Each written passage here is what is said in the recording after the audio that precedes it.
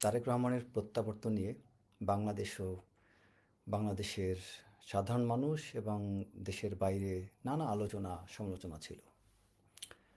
বিশেষ করে তিনি সত্যি ফিরে আসবেন কি না তার উপর হওয়া দমন নিপীড়নের ব্যাপারে কিছু বলবেন কি না, কিংবা তার মা বেগম খালেদা জিয়ার বিরুদ্ধে শেখ হাসিনার সরকারের যে নীতি আহ, বা তার পলিসি বা তার যে দমন নির্যাতন জুলুম এত কিছু ছিল, এগুলো সমালোচনা করবেন কি না, শহীদ জিয়াকে কীভাবে তারেক রহমান স্মরণ করবেন, ইত্যাদি প্রশ্ন ঘুরপাক খাচ্ছিল। তবে আশ্চর্যের বিষয় হচ্ছে এসবের কোনোটিই তিনি উস্কানি বা ব্যক্তিগত আবেগ দিয়ে স্পর্শ করেননি। আমি যেহেতু তারেক রহমানের সফর সঙ্গী ছিলাম, বিমানে সারা রাত সত্যি ভেবেছিলাম তিনি কি বলবেন, তিনি কোন কথাগুলো তুলে ধরবেন, যার মধ্যে আমরা বিমানের মধ্যে অনেকেই আলোচনা করছিলাম যে অতীতের এই 17 বছরের কত কষ্টের কথা কতটা সংক্ষেপে তিনি তুলে ধরতে পারবেন। কিন্তু অদ্ভুত বিষয় হচ্ছে তিনি বাস্তবে তার কোনোটিতে যাননি।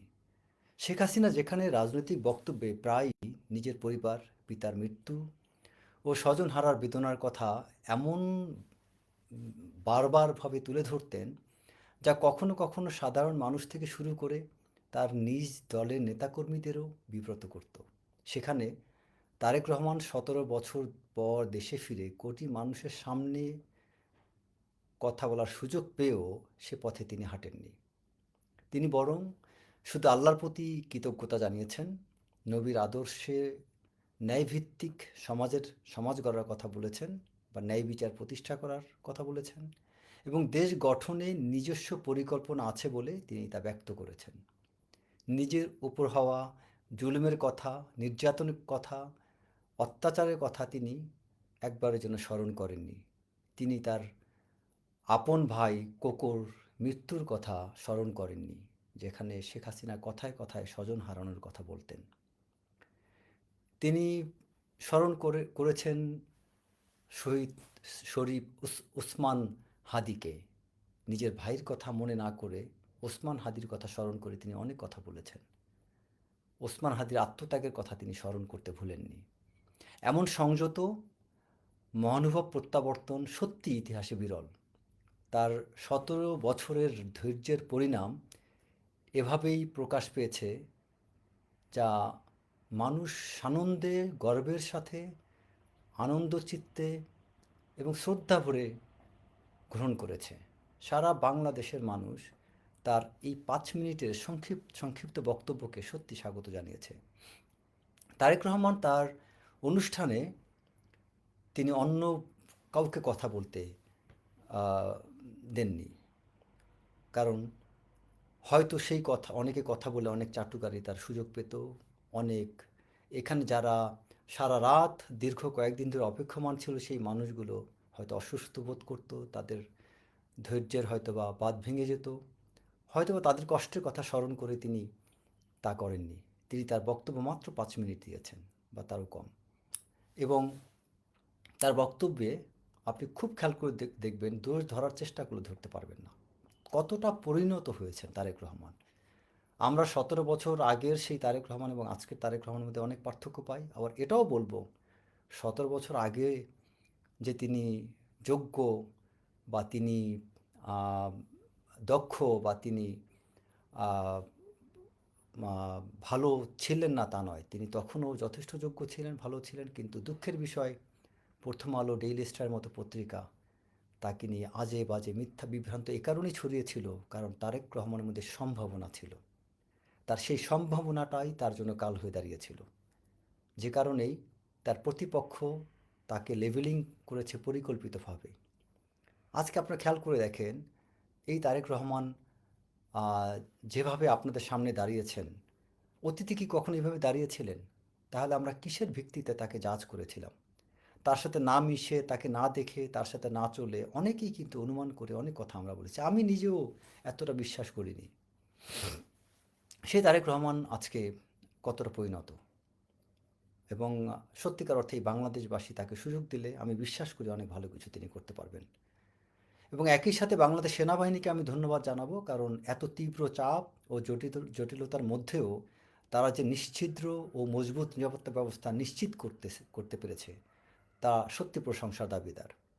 আপনি খেয়াল করলে দেখবেন যে বিভিন্ন জায়গায় সেনাবাহিনী কীভাবে তারা নিরাপত্তা দিয়েছে, এবং আমি মনে করি ডক্টর মোহাম্মদ ইউনূস যে তারেক রহমানের কাছ থেকে ধন্যবাদ পেয়েছেন, এই ধন্যবাদ প্রাপ্তির কারণে ডক্টর মোহাম্মদ ইউনূসের উচিত সেনাবাহিনীকে ধন্যবাদ দেওয়া। কারণ এই নিরাপত্তা ব্যবস্থাটা সম্পূর্ণরূপে জোরদার হয়েছে সেনাবাহিনীর, বিশেষ করে ডিফেন্স আর এয়ারফোর্স এবং সেনাবাহিনী সরাসরি অত্যন্ত গুরুত্বপূর্ণ ভূমিকা রেখেছে। ইভেন আজকে যখন তারেক রহমান আমিনবাজার ক্রস করছিলেন, তখন রাস্তায় অনেকটা আটকে গিয়েছিলেন, তার যে নিরাপত্তা দায়িত্বে যারা আছে তারা হিমশিম খাচ্ছিলেন, সেই মুহূর্তে কিন্তু সেনাবাহিনী যে উদ্ধার করেছে আজকে।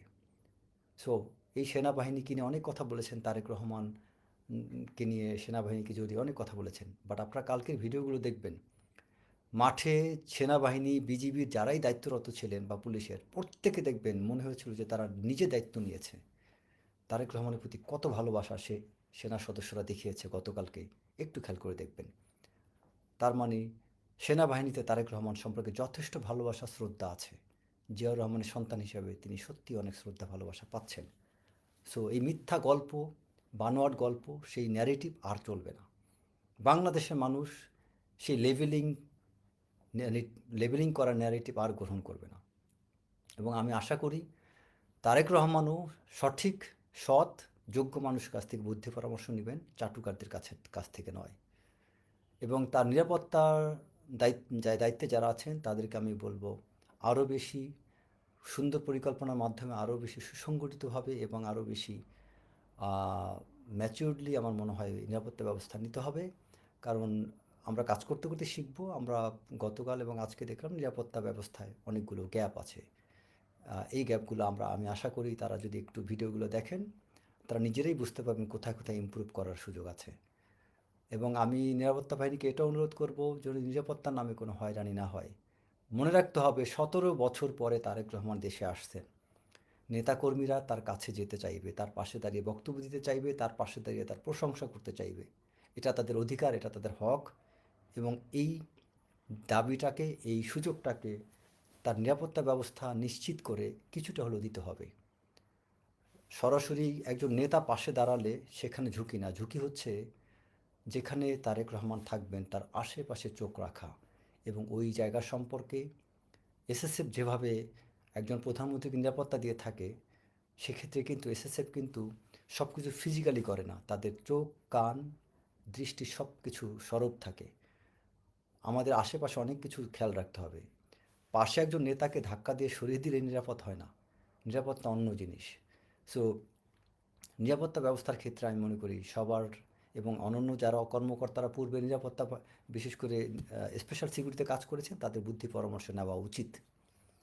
এবং সবাইকে ঐক্যবদ্ধ থাকতে হবে। তারেক রহমান জাতীয় ঐক্যের কথা বলেছেন, নিজের স্বার্থের কথা বলেননি, দলের কথা বলেননি, বাবার কথা বলেননি, মায়ের কথা বলেননি, স্বজন হারানোর কথা বলেননি। তিনি বলেছেন জাতীয় ঐক্যের কথা। সো আমরা যেন সেই জাতীয় ঐক্য তৈরি করতে পারি। তারেক রহমানের জন্য ধন্যবাদ রইল, এবং বিএনপির সকল নেতাকর্মী যারা অপেক্ষমান ছিলেন, ধৈর্য হারা হবেন না, ধীরে ধীরে সব কিছু ইনশাল্লাহ পাবেন। সবাইকে ধন্যবাদ। আসসালামু আলাইকুম।